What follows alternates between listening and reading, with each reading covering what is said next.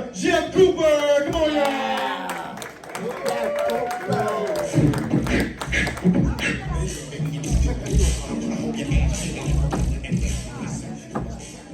Hey guys, how's everybody doing tonight? Hey, yeah, me too. I just got divorced. Yeah, right, go me. Yeah, really did it. The weird part about divorce is going back into dating, of course, as everybody knows.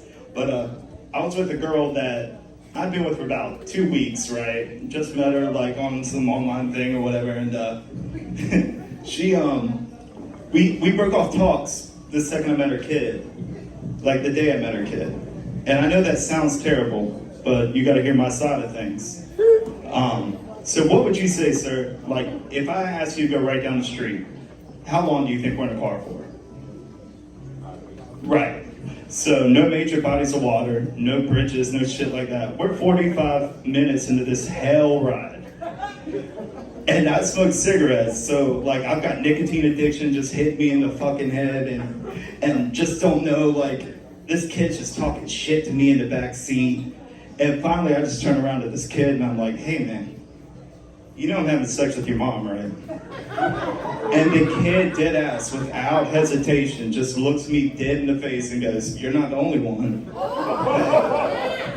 I was like, man, that is the coldest shit I have ever heard in my life.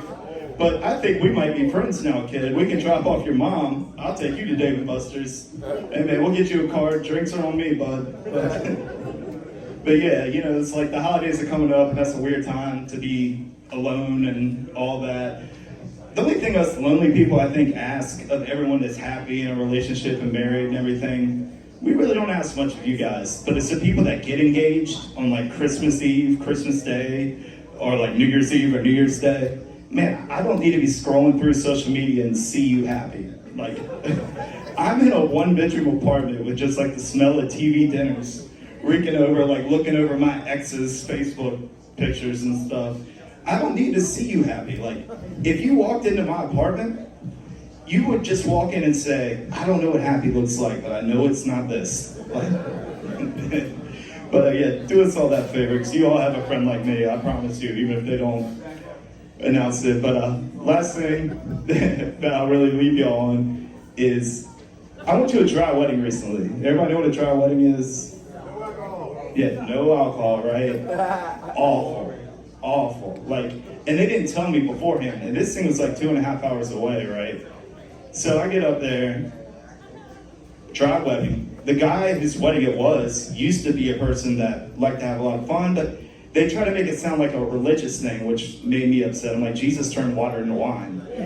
You know what I mean? Like, you're just being cheap, right? Like, no, don't blame this on Jesus. This one's all on you. But anyways, I came prepared and I brought something from God, a bag of mushrooms. And so, I'm a groomsman in this wedding, right? So, I'm up there. I took like a lethal dose of mushrooms, just like the God dose. Like, you're gonna talk to some spiritual power with the amount I talk. And so I standing up there, man, and I just see like stained glass Jesus just talking to me. Talking to me about like every mistake I've ever made in my life and all this. And I'm just staring back, talking back. Like, just, I know I need to call my grandmother. I know I need to do this, like this and the third. But anyways, so long story short, she gets really upset at me, as she should. I ruined her special day. This is her wedding day, right? And I told her, like, if you let me drink, for one, this never would have happened, right? And two, you said dry, not high. Thanks, that's my time. Good job.